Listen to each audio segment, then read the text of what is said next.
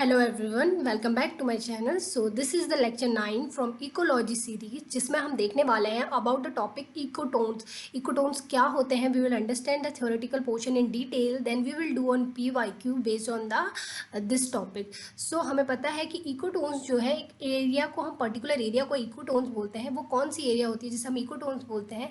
That are the steep transition between the ecological communities, ecosystem, ecological region along an environment. Means कोई भी दो community को आप consider कर दीजिए, दो इकोसिस्टम को आप कंसिडर करिए, उन दोनों के बीच का जो ट्रांजिशन जोन होगा उसे हम बोलते हैं इकोटोन। तो कहीं पे भी दो इकोसिस्टम अगर हैं तो कहीं ना कहीं पे वो मीट करेंगे। फॉर एग्जांपल इस फिगर से हम देख सकते हैं, एक लैंड टेरेस्ट्रियल इकोसिस्टम है और एक एक्वेटिक इकोसिस्टम है। कोई ना कोई जोन ऐसा होगा जहाँ पे लैंड जो है मिल जाके एक्वेटिक में मिल रहा होगा और एक्वेटिक लैंड में मिल रहा होगा। तो उस जोन को हम बोलते हैं ट्रांजिशन जोन। यहाँ पे आप देख सकते हैं लैंड जोन और एक्वेटिक जोन के बीच का जो जोन है उसे हम बोल रहे हैं ट्रांजिशन जोन। तो इस जोन को हम इकोटोन बोलते हैं। तो इकोटोन ट्रांजिशन जोन है दो इकोलॉजिकल कम्युनिटीज़ के बीच में, या दो इकोलॉजिकल रीजन्स के बीच में, या दो इकोसिस्टम के बीच में जो भी एरिया आता है ट्रांजिशनी एरिया, उसे हम इकोटोन बोलते हैं। अगर हम इसे अलग वर्ड में डिफाइन करें, so ecotone is the zone where two communities meet and integrate. दो कम्युनिटी जहाँ पे मिलती हैं, इंटीग्रेट होती हैं, वहाँ पे हम बोलते हैं इकोटोन है। In this transition zone biodiversity is very high. यहाँ पे क्या होगा, इकोटोन में हमें हाई बायोडाइवर्सिटी मिलती है। बिकॉज जैसे सपोज हम एग्जांपल ले लेते हैं, कुछ एनिमल्स जो है एक्वेटिक इकोसिस्टम में रह रहे हैं और कुछ स्पीसीज लैंड इकोसिस्टम में रह रही हैं। अब कुछ स्पीसीज ऐसी होती है जो एक्वेटिक और लैंड दोनों में रहना पसंद करती हैं, तो वो हमें कहाँ पे मिलेगी, इस ट्रांजिशन जोन में। लाइक फ्रॉग है, फ्रॉग हमारा एक्वेटिक इकोसिस्टम में भी रहता है और लैंड में भी रहता है, टेरेस्ट्रियल में भी रहता है। तो इकोसिस्टम में इस इकोटोन पे हमें फ्रॉग की पॉपुलेशन मिलेगी। ऐसे ही बर्ड्स को है, वाटर भी रिक्वायर्ड है और ट्रीज़ भी रिक्वायर्ड है। ऐसे ही बहुत सारे ऐसे एनिमल्स हैं, स्पीसीज़ हैं जो दोनों ही इन्वायरमेंट को। तो इकोटोन पे हमें कुछ स्पीसीज़ लैंड जोन की मिलेंगी, कुछ स्पीसीज़ एक्वेटिक जोन की मिलेंगी, और कुछ स्पीसीज़ ऐसी मिलेंगी जो दोनों को ही प्रेफर करते हैं, लैंड जोन, एक्वेटिक जोन। इसलिए यहाँ पे जो नंबर ऑफ स्पीसीज़ है हमेशा मोस्टली हाई रहता है, मीन्स डाइवर्सिटी हाई है। जैसे टेरेस्ट्रियल में केवल टेरेस्ट्रियल में पाए जाने वाले एनिमल मिलेंगे, एक्वेटिक में केवल एक्वेटिक, बट इकोटोन में हमारा जो दोनों के एनिमल प्लस जो यूनिक एनिमल है वहाँ पे प्रेजेंट होते हैं, वो भी मिलते हैं। इस तरह यहाँ पे जो स्पीसीज़ की डाइवर्सिटी है वो बहुत ज़्यादा हाई होती है।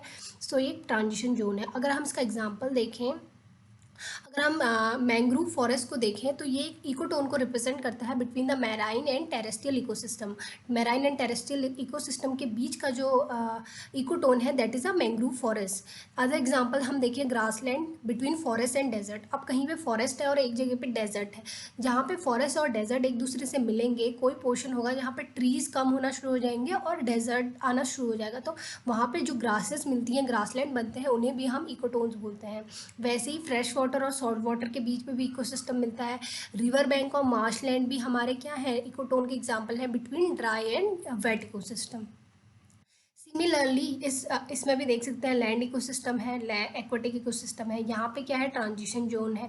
तो ये क्या है, इकोटोन है, एक मार्शलैंड है, जिसका एग्जांपल मैंने बताया था अभी, मार्शलैंड जो है between dry and wet ecosystem मिलता है। सो यहाँ पे भी लिखा गया, ecotone are transitional region between two adjacent ecosystem that contain some of species and characteristic of each one and also contain its own species. मैंने आपको बताया जैसे कि वहाँ पे क्या होगा, कुछ स्पीसीज लैंड जोन की होंगी, some species of contain some species of adjacent ecosystem, means land ecosystem की भी कुछ स्पीसीज होंगी, एक्वेटिक इकोसिस्टम की भी कुछ स्पीसीज होंगी, और कुछ वहाँ पे ऐसी स्पीसीज होंगी जो उस पर्टिकुलर, उनकी मतलब उस इकोटोन की अपनी पर्टिकुलर स्पीसीज होंगी। तो जो लैंड, एक्वेटिक और अपनी पर्टिकुलर स्पीसीज को रखता है, वहाँ पे डाइवर्सिटी अपने आप हाई हो जाएगी, इसलिए हम इसे बोलते हैं इकोटोन।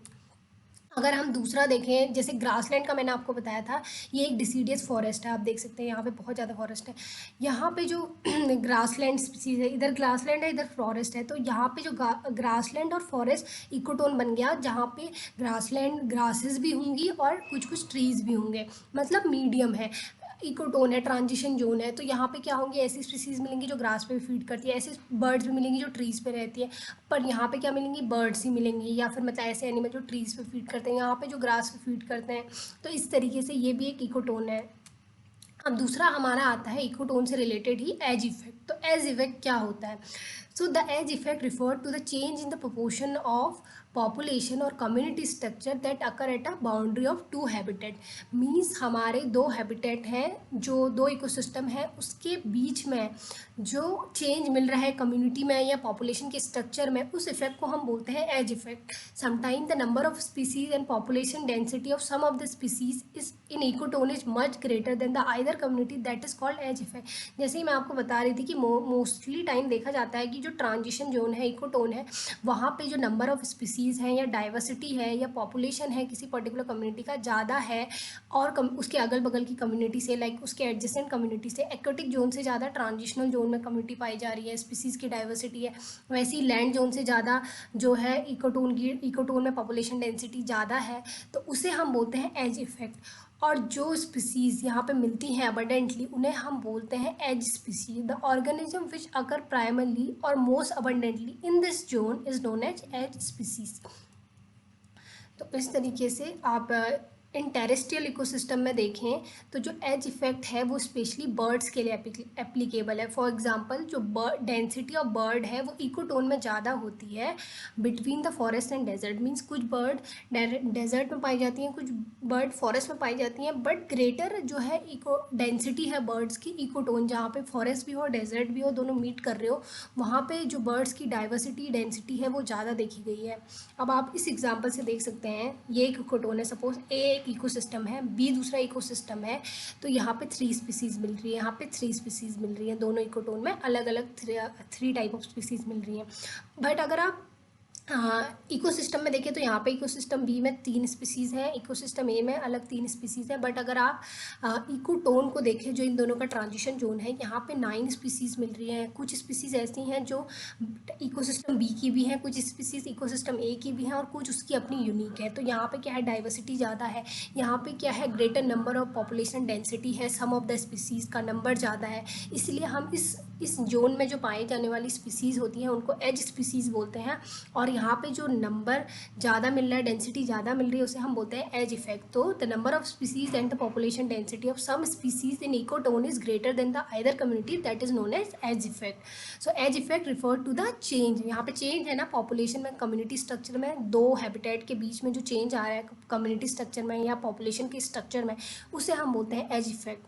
तो एज मीन्स किनारे पे, दो एज मीन्स किनारा होता है, कम्युनिटी बी का एज, कम्युनिटी ए का एज, तो यहाँ पे मिलके बना रहा है इकोटोन, और इसे हम बोल रहे हैं, इस एज पे चेंज होने वाले कम्युनिटी या पॉपुलेशन की स्ट्रक्चर को हम बोल रहे हैं edge effect. I hope this is clear कि इकोटोन क्या होता है, एज इफेक्ट क्या होता है, एज स्पीसीज क्या होती हैं।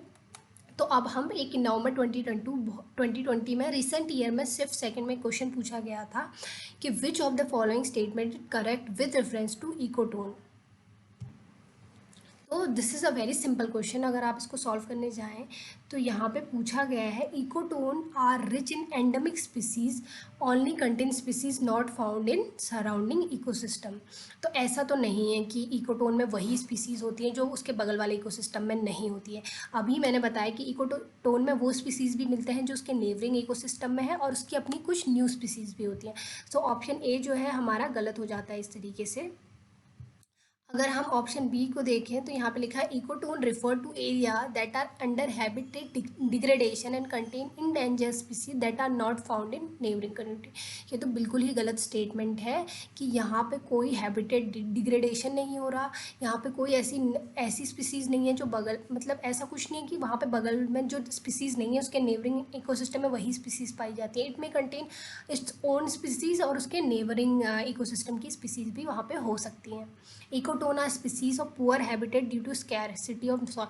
ये तो और भी गलत स्टेटमेंट है कि यहाँ पे तो सारा ही रॉन्ग लिखा हुआ है कि यहाँ पे ऐसा नहीं है कि पुअर हैबिटेट होगा, यहाँ पे तो सॉइल न्यूट्रिशन और ज़्यादा होगा, क्योंकि दो हमारी कम्युनिटी, दो इकोसिस्टम हमारे वहाँ पे मिल रहे हैं।